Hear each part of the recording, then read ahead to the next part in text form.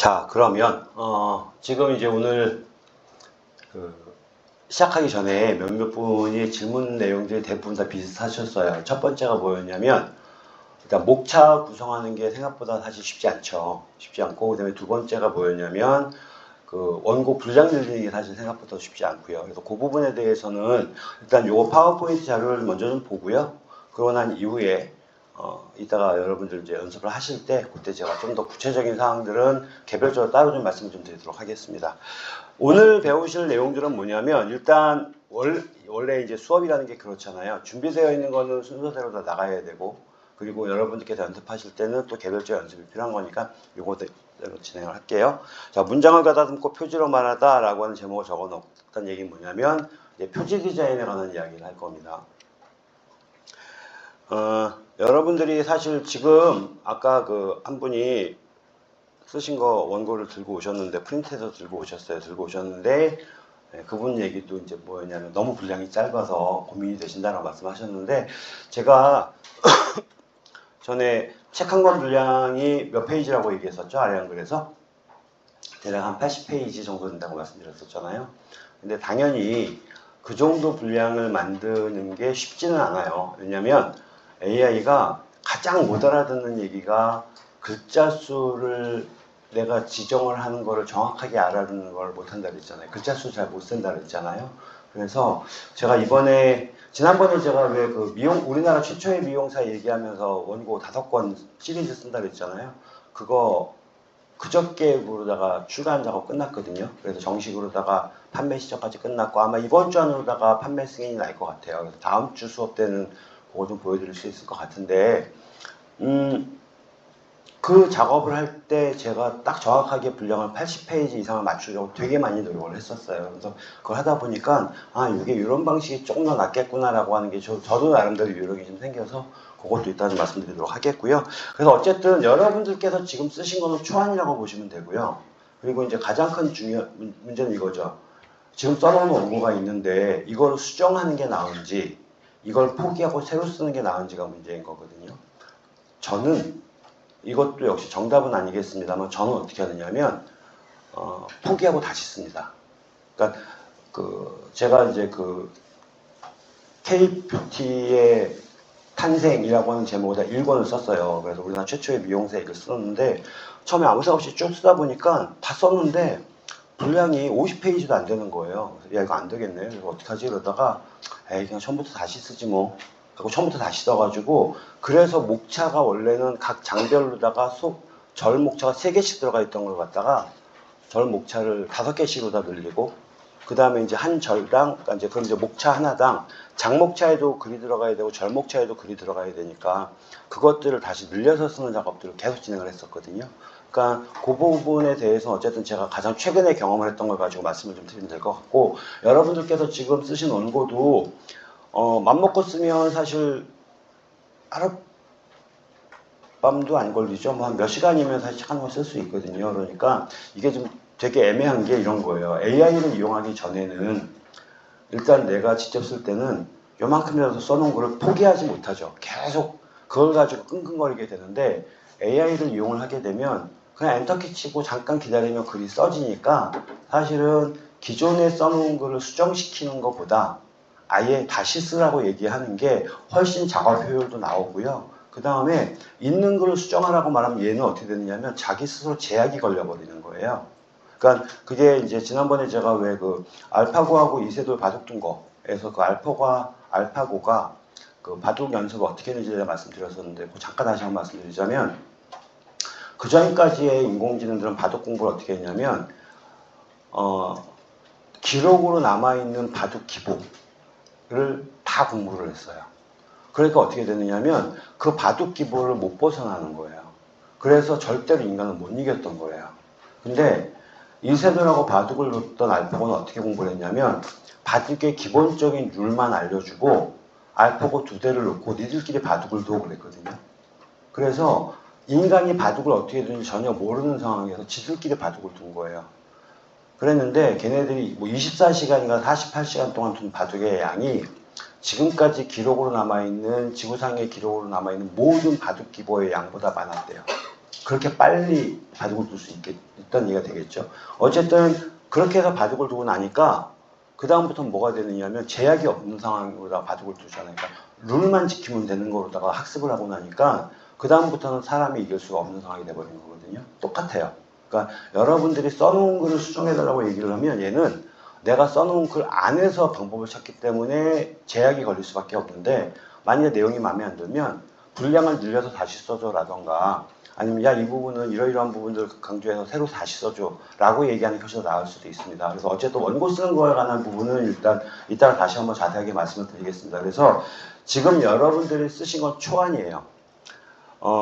작가들은요, 원고를 초안 작업을 한 다음에 나중에 원고 작성할 때 보면 초안에 있던 내용이 싹 빠지고 단 하나도 안 남는 경우도 흔하대요. 그러니까 컴퓨터를 쓰거나 AI를 쓰는 게 아니라 작가가 직접 옛날 방식으로 집필하는 경우에도 초안을 그대로 안 쓰는 경우도 흔하답니다. 그러니까 여러분들이 지금 쓰신 초안을 꼭 가지고 가야 되는 거 아닙니다. 너무 애착 갖지 마세요. 그러니까 AI를 쓰시면서 어떻게 하셔야 되느냐면 나온 결과물에 대해서 그러니까 일회성이라고 생각하시는 게 더 속편해요. 내가 최종적으로 마음에 드는 결과물이 나올 때까지는 그냥 얘는 연습장에 끄적거린 낙서 수준이라고 생각하시는 게 사실 더 속편합니다. 아시겠죠? 그거 감안하시고, 그 다음에 제가 지난번에 80페이지 얘기를 했었는데 80페이지 분석 꼭 안 채우셔도 돼요. 근데 제가 80페이지 말씀드렸던 거는 우리가 가장 흔하게 보는 책의 분량이 그 정도 분량 이상은 되어야 된다라고 하는 의미였었고, 그리고 그 정도 분량이 안 된다고 해서 책 출간 안 되는 거 아닙니다. 그런데 아무리 그래도 한 5장, 6장 써놓고선 책 낸다고 하는 건 좀 이상하잖아요. 그렇죠? 그러니까 최소한의 분량을 얼마나 잡아야 될지 모르겠습니다만 제가 보기엔 한 4, 50장만 돼도 사실 책 내는 데 문제 없습니다. 네, 너무 걱정하지 않으셔도 될 것 같고요. 자, 넘어가 보도록 하겠습니다.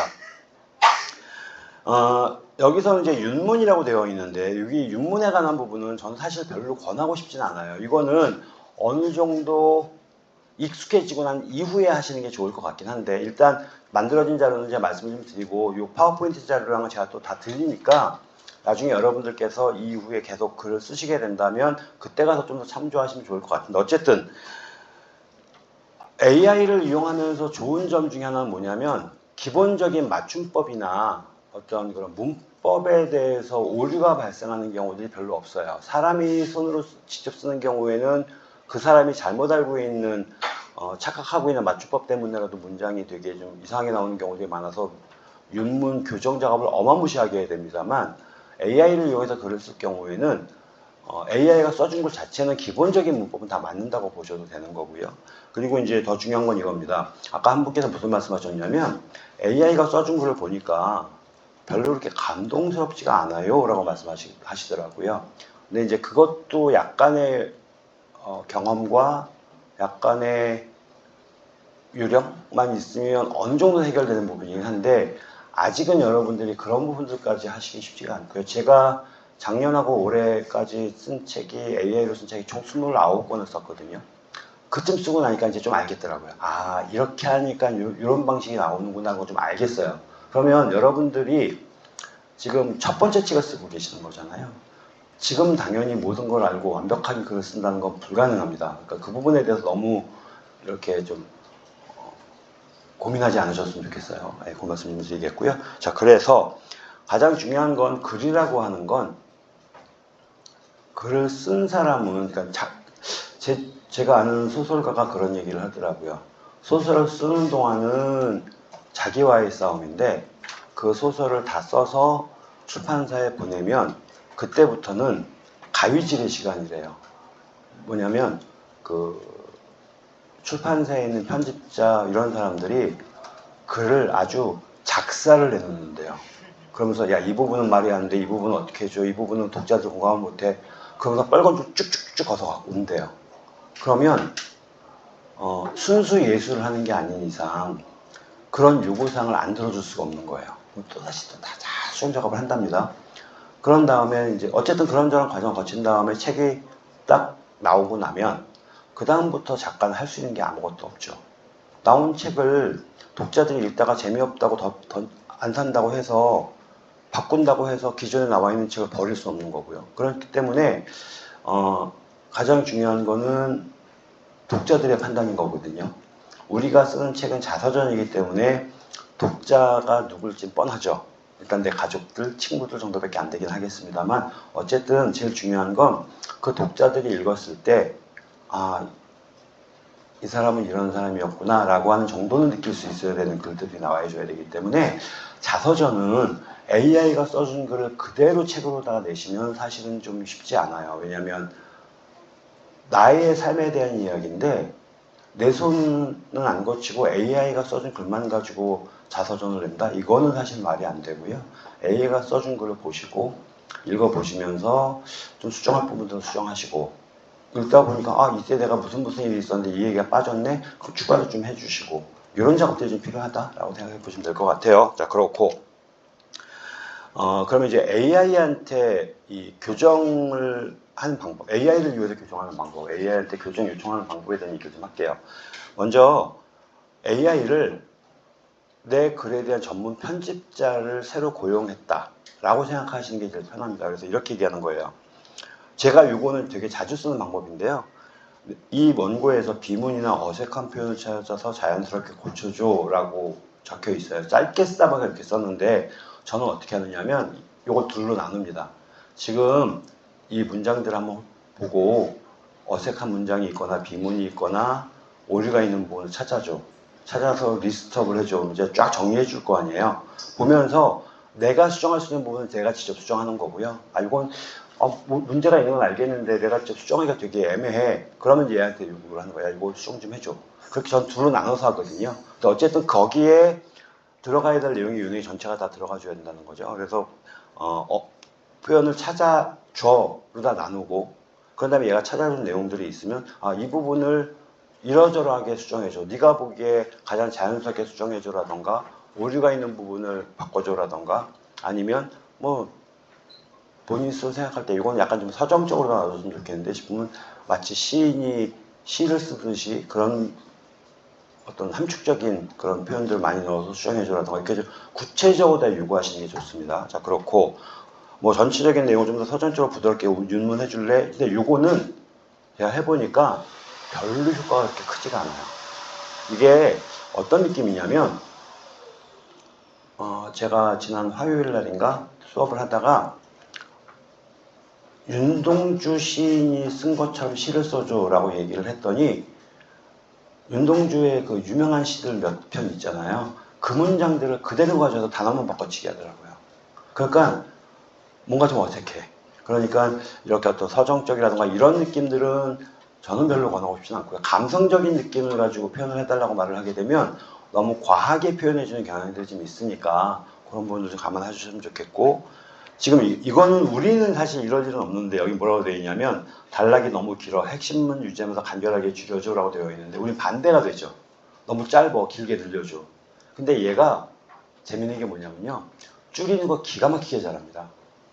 그러니까 그 실제로 AI 처음 나와가지고 AI가 PDF나 이런 워드 프로세서 문서를 업로드한 다음에 검토할 수 있게 만들어지면서 가장 많이 달라지는 게 뭐냐면요. 논문 검토하는 시간이 엄청 줄었어요.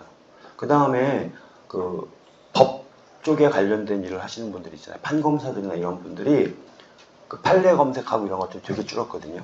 왜냐하면 야 이거 뭐 논문 한 개 업로드한 다음에 내용 분석해가지고 요약 보고해줘. 기가 막히게 해줍니다. 그건 정말 잘해주는데 반대로 우리가 주로 필요한 글을 늘리는 작업은 잘 못해줘요. 그래서 제가 어쨌든 이번에 책 5권을 쓰면서 내린 결론은 얘한테는 글자 수다 얘기하면 안 되겠더라고요. 글자 수다 얘기하지 마시고요. 퍼센트와 몇 배라고 얘기하시는 게 제일 잘 먹혀요. 예를 들자면 얘가 글 한 개 썼는데 분량이 너무 짧아요. 그러면 야 2배만큼 다시 써줘. 또는 야 50%만 분량을 늘려서 다시 써줘. 30%만 늘려서 다시 써줘. 이러면 비교적 잘 써줘요. 그런데 지금 글자가 너무 짧으니까 저도 최근까지 그렇게 계속 욕을 했었거든요. 몇천 자로 다 다시 써줘. 5천 자로 다 다시 써줘. 죽었다 깨어도 못해요. 5천 자 쓰라고 3천 자 써주고 신 뜯다고 5천 몇백 자 썼다고 거짓말하고 막 그러거든요.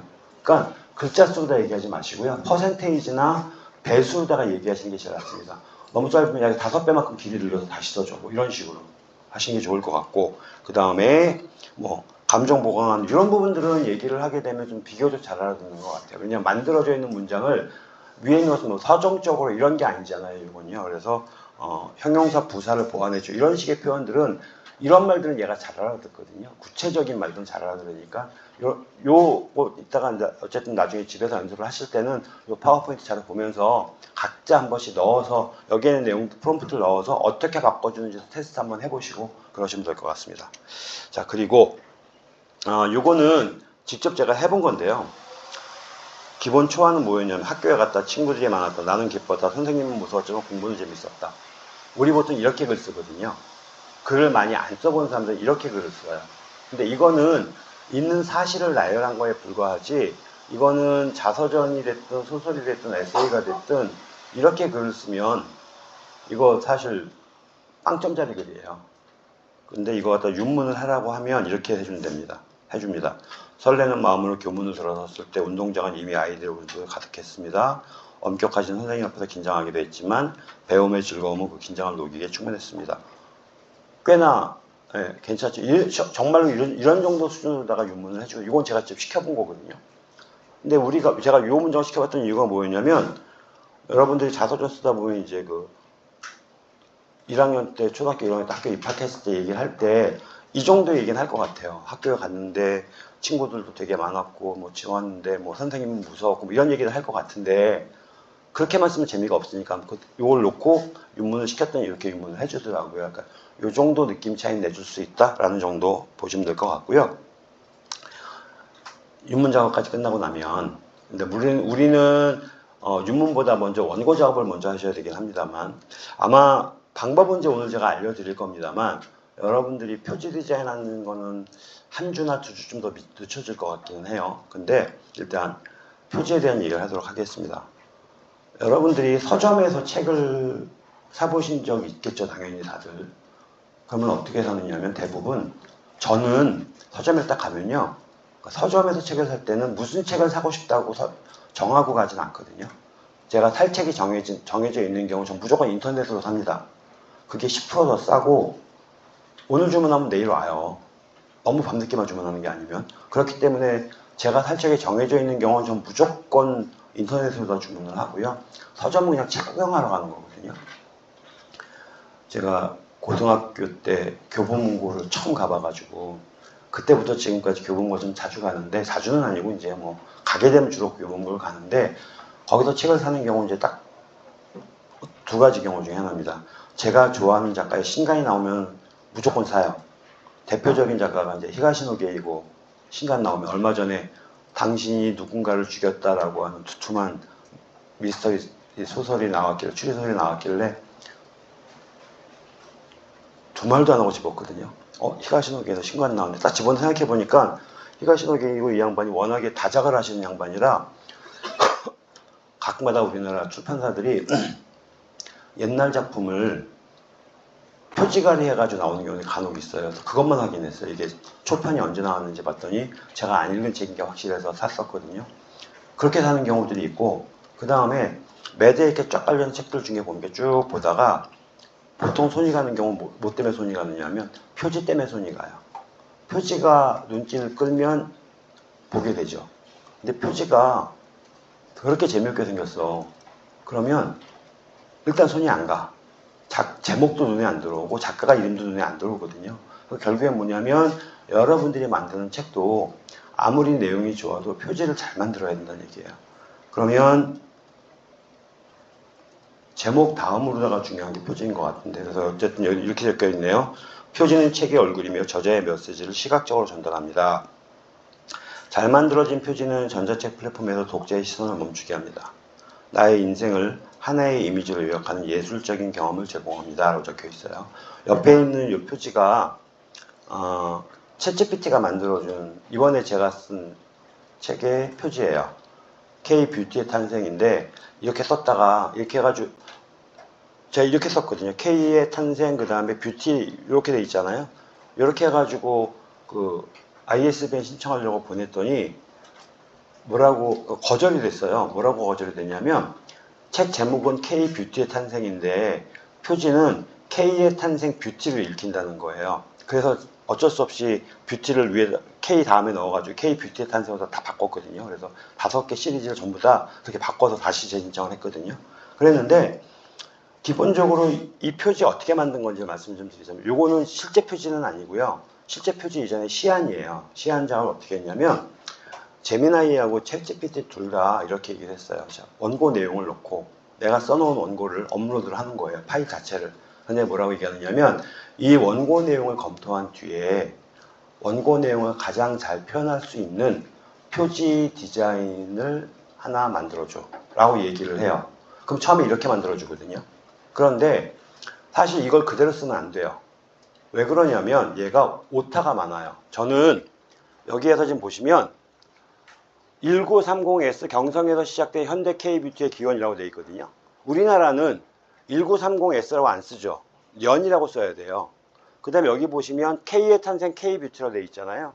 K가 2번 중복되어 있잖아요. 그러니까 이런 것들을 갖다 다 일일이 수정해서 AI가 뚝 써준 거 뚝딱으로다가 표지가 만들어지지 않아요. 그래서 어떻게 했냐면 저는 좀 이따가 이제 이거 끝난 다음에 이따 한번 보여드릴 텐데, 이게 나오고 난 다음에 어떻게 했냐면 여기서 모든 글자 싹 빼고 이미지만으로다가 이미지를, 그러니까 그림을 그려줘라고 얘기를 한 거예요. 근데 어쨌든 얘는 챗GPT가 만든 거고요.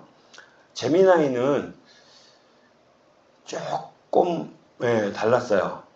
이따가 그것도 비교해서 보여드릴게요. 근데 확실히 이거 이번에 표지 만들면서 느낀 게 뭐였냐면 이런 어떤 시각적인 느낌들이라든지 이런 것들은 챗GPT가 좀 더 나아요. 왜냐하면 사람하고 공부를 너무 많이 해서 제미나이보다 좀 더 많이 한 것 같아요. 아직까지는.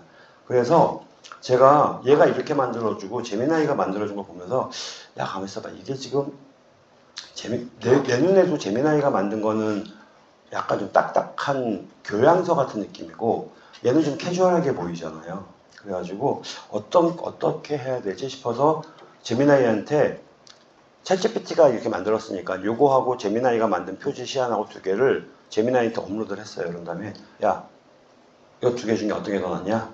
라고 물어봤거든요. 근데 제미나이 뭐라는 줄 알아요? 얘가 100배 1000배 낫대요. 지가 그려준 그림보다 이게 낫대. 나은 이유를 쫙 설명을 하는 거야.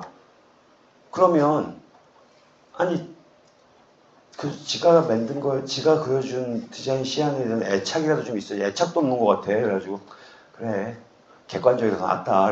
그래서 이제 이 시리즈로다가 만들었거든요. 그래서 5권을 이제 만들어서 갔는데, 어쨌든 디자인 시안 작업을 시키실 때, 근데 그렇다고 해서 무조건 챗GPT가 낫다고 말할 수는 없죠. 왜냐하면 디자인이라고 하는 거는 정답이 없는 영역이죠. 그 부분은 사람마다 감성에 따라서 다를 수도 있고 여러 가지 목적에 따라 다를 수도 있기 때문에 일단 둘 다 시안을 만들어 보게 하고 그 시안을 가지고 어떤 게 더 나은지 비교해 보는 그런 작업들이 꼭 필요할 것 같아요. 그래서 이렇게 만들어주고 난 다음에 어떻게 하느냐면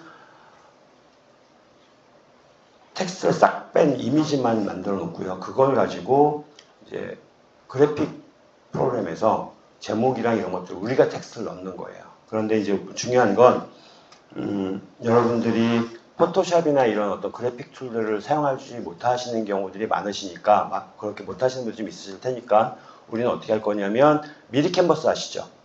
미리 캔버스에서 작업할 겁니다. 그럼 이제 거기에서 AI가 만들어준 이미지 불러와서 놓고 그냥 우리는 거기다가 글자만 넣어주면 돼요. 어려운 작업이 아니니까 그거는 이따가 제가 한번 보여드리고요. 여러분들이 미리 캔버스를 이용해서 작업하실 때 이제 따라서 실습을 한번 해보실 텐데 상황을 봐서 이거 실습은 여러분들이 원고 작업하는 거에서 좀 너무 많이 좀 속도가 안 나 있는 상황이라고 한다면 차라리 이거 실습을 좀 다음번보다 미룰 수도 있습니다. 꼭 오늘 실습하지는 않은 상관없으니까 어쨌든 그렇게 진행이 될 거고요. 자, 그리고 이제 이게 그 그림을 그리는 방법이에요. 여기서 이렇게 되어 있는데 프롬프트 차이를 만듭니다. 단순히 책 표지 그려줘 라고 하지 마시고요. 내 자서전의 주제는 황혼의 평화야. 잔잔한 호수 위에 일렁이는 노을을 수치한 느낌을 그려줘. 미니멀하고 세련된 분위기에 해. 이렇게 적어놨는데 이렇게 해봤어요. 이렇게 해도 꽤 잘 그려줍니다만 제가 해본 결과 최근까지 작업을 해보면서 내린 결론, 그냥 원고 업로드한 다음에 원고 분석한 다음에 이미지 만들어서 게 100배 1000배 낫습니다. 그거는 이따가 또 한번 보여드릴 테니까 그렇게 하시면 될 것 같고요. 그 다음에 이제 실습 단계에서 어떻게 할 거냐면 이게 작년에 제가 그 기독교 서적 6권을 썼다 그랬잖아요. 그 첫 번째 거거든요. 1월, 2월, 3, 4월, 5, 6월, 7, 8월, 9, 10, 11, 12 이렇게 6권으로 다 냈는데 일단 실습 단계는 이렇게 됩니다. 일단 내가 쓰려고 하는 책에 대한 키워드를 추천하는 방법. 그러니까 이게 두 가지 방법을 다 쓰신다고 보셔야 돼요. 원고를 넣고 분석해서 표지 디자인을 해달라는 방법이 있고, 두 번째 방법은 내가 그냥 그리고 싶은 그림이 있으면 얘가 표지, 그러니까 원고를 분석해서 만들어진 디자인이 마음에 안 들 수도 있잖아요. 그럴 때는 내 나름대로 어떠한 부분들에 대해서 강조를 해서 그 표지를 만들어줘라고 얘기해 줄 수도 있잖아요. 그러니까 원고를 넣어서 업로드 하는 게 가장 무난하고 쉬운 방법이긴 한데, 그렇게 해서 나온 결과물이 마음에 안 들 때는 이 방법을 쓰셔야 되는 거예요. 먼저 키워드를 추출하는 겁니다. 저 같은 경우에는 앞서서 봤던 이 책 같은 경우에는 키워드가 뭐 있냐면 K-뷰티, 그 다음에 최초의 미용사, 경성, 그 다음에 여기 이분이 그 처음 미용실을 열었던 화신백화점이거든요. 화신백화점. 이런 정도의 키워드들이 있겠죠. 그런 식으로 내 책의 키워드들을 먼저 정리를 한번 해보고요. 그 키워드 정리도 못하겠으면 AI한테 물어보면 돼요. 야, 이 책에 내가 쓴 이 원고 네가 분석해보고 가장 대표적인 키워드 몇 개만 뽑아줘. 이런 식으로 얘기하실 수도 있겠고요. 그 다음에 이제 제미나이나 또는 이제 그 챗GPT나 얘네들을 이용해서 그걸 가지고 그림을 그리고, 그리고 여기서 이제 캔바라고 적어놨는데 캔바를 쓸까 했었거든요. 근데 해보니까 캔바가 외국 서비스예요. 미국 서비스다 보니까 회원가입 과정에서 그 카드 번호를 넣어야 되는 단계가 있거든요. 그 단계에서 실수를 하면 나는 원치 않았는데 갑자기 결제가 돼버리는 경우들이 발생을 하더라고요. 종종 발생을 해요.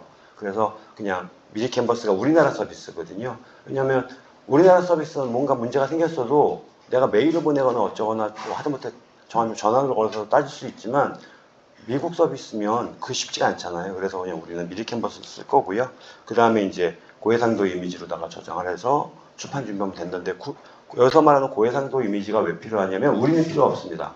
우리는 고해상도 이미지는 필요가 없어요. 왜냐하면 전자책은 해상도가 크다는 얘기는 뭐냐면 그림이 크다는 얘기예요. 그 고해상도 이미지는 출판할 때, 그러니까 종이책을 낼 때, 종이책 인쇄할 때 필요한 겁니다. 그래서 어쨌든 요거 같은 경우는 어떻게 했냐면요. 요거는 밑에 보이는 요 배경 있죠. 요거 하나가 이렇게 커졌어.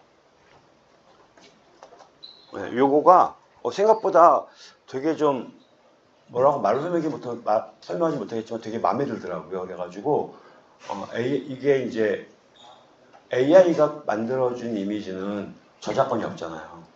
그래서 제가 그린 그림 아니고요. AI로 그린 그림들을 모아놓은 사이트가 한 군데가 있었어요.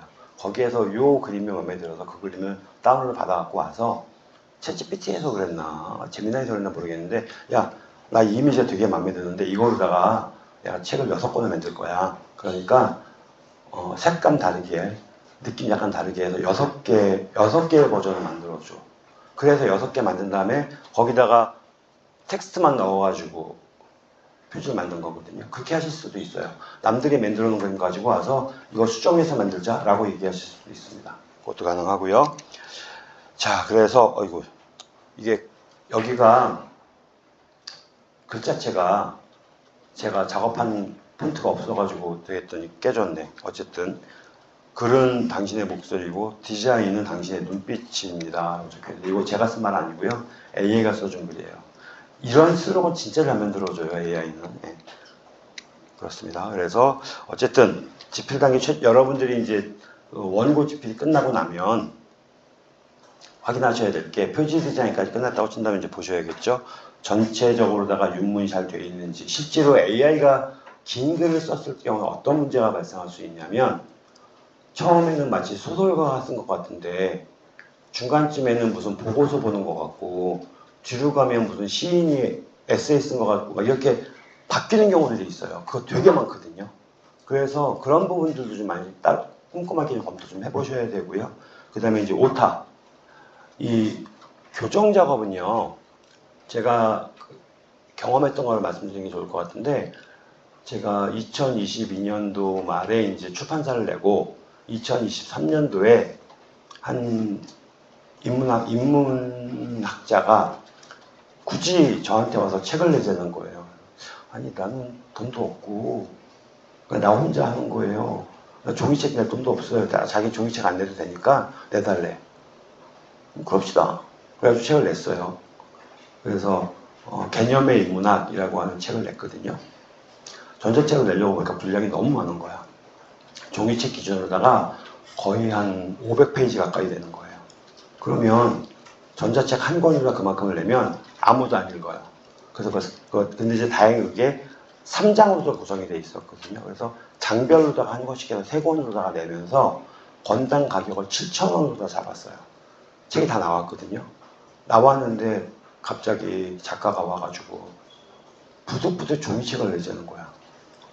난 종이책을 낼 수가 없다. 종이책은 돈 많이 들어가다 그런 거 없다. 그랬더니 그 돈 자기가 되겠대. 그래서 어쩔 수 없이 종이책을 냈거든요. 근데 사실은 물론 이제 그 사람이 처음에 저한테 와서 종이책을 냅시다라고 얘기를 했으면 제가 거절을 했겠지만 종이책과 전자책이 같이 나올 때의 책을 출간하고 가격을 정하는 방식과 따로따로일 경우는 또 다르잖아요. 그러다 보니까 제가 무슨 생각했냐면 이 책 종이책 나오면 종이책 때문에 전자책 안 팔리고 전자책 때문에 종이책 안 팔린다. 각오하시겠습니까? 라고 물어봤거든요. 자기는 안 팔려도 된대. 아니 그럼 책을 뭐하러 내느냐고 그랬더니 책을 냈다라는 게 중요한 거죠. 네. 인문학자다 보니까 인문학과 관련된 일을 할 때 그래도 책 한 권 쓰면 인문학자와 학위 논문밖에 없는 인문학자는 다르잖아요. 그래서 책을 내려고 했던 거예요.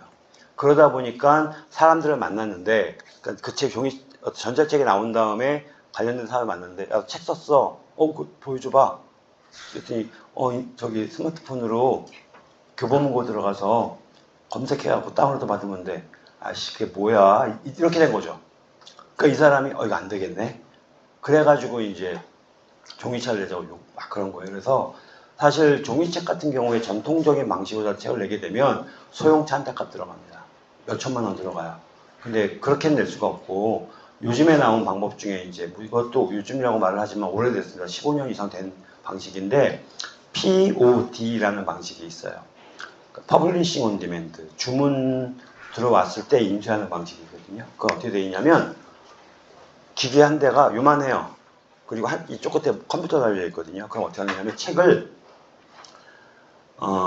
PDF다가 만들어요. 일단 PDF다가 인쇄할 수 있는 PDF 파일을 만들어 가지고 보내요. 인쇄소에다가. 인쇄소에서는 그 PDF 파일을 컴퓨터에다 보관만 하고 있는 거예요. 그러다 주문이 들어오잖아요. 한 권 들어오면 한 권, 10권 들어오면 10권, 그냥 그 프린트 하듯이 몇 권 출력 버튼 누르잖아요. 여기서 쫙 프린트가 돼서 이쪽 끝에 가면 그 프린트된 책들이 모여서 제본 끝나고 표지까지 씌워서 책 한 권이 딱 나와요. 그런 기계가 있거든요. 그래서 요즘에는 그렇게 해서 책을 내게 되면 이제 물론 이제 개인이 난 내가 쓰는 종이책을 전자책 말고 종이책으로도 한번 내보고 싶어. 내가 쓴 자서전을. 그런 경우는 한 권도 낼 수 있어요. 그럼 한 몇천 원이면 돼요. 그런데 이제 그분 같은 경우에는 대량 인쇄를 해야 되니까 처음에 한 500권, 아니 500권까지 아니었고 한 200권 정도 찍고 이제 이렇게 작업을 했거든요. 그렇게 될 경우에는 이제 제가 낸 전자책과 상관없이 종이책을 내기 위해서 또 이제 원고 보내고 한 작업을 했을 거 아니에요. 제가 오타 얘기하다가 이게 너무 많이 길어졌는데 제가 전자책을 3권을 내기 위해서 제가 교정을 다 했어요. 제가 한 가지 좀 나름대로 자신 있는 건 저 책을 읽으면서 오타 진짜 잘 보거든요. 그래서 오타 비문 되게 잘 봐요. 쫙 검토해가지고 책을 냈어요. 3권을. 그런 다음에 그 원고 그대로 인쇄소에 보냈거든요. 연락 왔어요. 이거 교정 안 받죠? 그러더라고요. 교정 본 건데요. 그랬더니 누가 봤어요? 제가요. 막 웃어요. 그러더니 전문가한테 맡기셔야죠. 그래가지고 교정비 80만 원인가 100만 원인가 들어가지고 교정 따로 받거든요. 놀랍게도 100군데 정도? 100군데가 넘었던 것 같아. 네, 그만큼의 교정을 다시 해주더라고요. 그 얘기 뭐냐면 제가 낸 전자책에 100군데가 넘는 오류가 있다는 얘기예요. 그래서 교정을 본 다음에 책을 냈어요. 책이 나왔으니까 그래도 내 출판사에 너 종이책이 처음 나왔잖아요. 제가 그 책을 다시 한번 읽어봤거든요. 저 그 내용 달달 외울 것 같아 아주. 진짜 원고 단계에서 전자책 내기 위해서 거의 한 20번쯤 읽었고요. 종이책 나온 다음에 또 읽었어. 놀랍게도 종이책이 나온 다음에 제가 읽으면서 20군데가 넘게 오류를 또 발견했어요. 그래서 어떻게 했냐면 그 다음번 책 내는 것부터는 그 부분 수정, 그러니까 나와 있는 책은 수정 못 하잖아요. 그 다음번 내는 거 수정해 주세요. 이렇게 해가지고 수정을 하긴 했거든요. 그러니까 제가 말씀드리고 싶은 건 이 얘기를 왜 이렇게 길게 하느냐면, 물론 여러분들이 AI를 이용해서 책을 쓰시기 때문에 오타나 오류가 우리가 직접 쓰는 거에 비해서 훨씬 적어요. 그렇기는 하지만 그래도 꼼꼼하게 보셔야 된다는 말씀 드리려고 이렇게 길게 얘기를 했습니다. 그 다음에 이제 마지막으로 할 거는 이제 표지 디자인 하는 거. 이렇게 기본적인 순서는 이러니까 이 단계별로 다 체크를 해가시면 더 진행하시면 될 것 같고요. 그래서 오늘은 윤문 작업은 일단 좀 건너뛰자고요. 원래는 계획에 있었는데 윤문은 아직 여러분들이 원고가 제대로 안 만들어져 있는 상황이시기 때문에 윤문 건너뛰고요. 그 다음에 이제 표지 디자인을 만드는 것도 완성하는 거 하지 말고, 아까 제가 처음에 시안 만든 거 있었잖아요. K의 탄생. 그 작업까지만 한번 해보는 걸로 하도록 하겠습니다. 그렇게 하는 걸로 하고, 그래서 이제 다음 주쯤부터는 이제 본격적으로 전자책 만드는 거에 대한 얘기를 하게 될 텐데, 아까 말씀드렸던 것처럼 파워포인트 진행과 우리가 실제 진행하는 건 약간 지금 시간차가 좀 나고 있는 상황이어서 놀랍죠. 오늘이 4회차인가요? 그런데 벌써 계획대로 안 되고 있습니다. 그런데도 불구하고 너무 걱정하지 않으셔도 되는 게, 제가 강의를 준비하면서 충분히 이럴 거라고 가정을 해서 여유 있게 제가 그 커리큘럼 만들어 놨기 때문에 2주는 좀 심한 것 같고, 한 주 정도 늦춰지는 거는 크게 문제없이 따라가실 수 있거든요. 그렇게 보시는 걸로 하면 될 것 같습니다. 그래서 이제부터는 원고가 아닙니다. 표지까지 나오는데 뭔 원고야? 그때부터는 책이죠. 그죠? 네, 이렇게 해서 수고 많이 하셨고요. 그래서 사실 지금 이제 뭐 여러분들께서 가장 많이 고민되는 건, 일단 원고, 자서전 원고를 책 한 권 분량을 만들어내는 것도 고민이실 거고, 그 다음에 AI한테 글을 써달라고 했더니 척하면 탁 하고 나와줘야 되는데, 뚝딱 하고 나와줘야 되는데, 뭔 놈의 AI 이렇게 더럽게도 사람 말귀를 못 알아들어. 시키는 대로 더럽게 못해. 그죠? 그 부분들을 이제 해결하는 방법들도 이따가 같이 보도록 하겠습니다. 혹시 질문 있으신 분? 하신 말씀 있으신 분? 없으신가요? 네, 그러면 지금 시간이 좀 애매하긴 한데 일단 이건 끌게요. 그거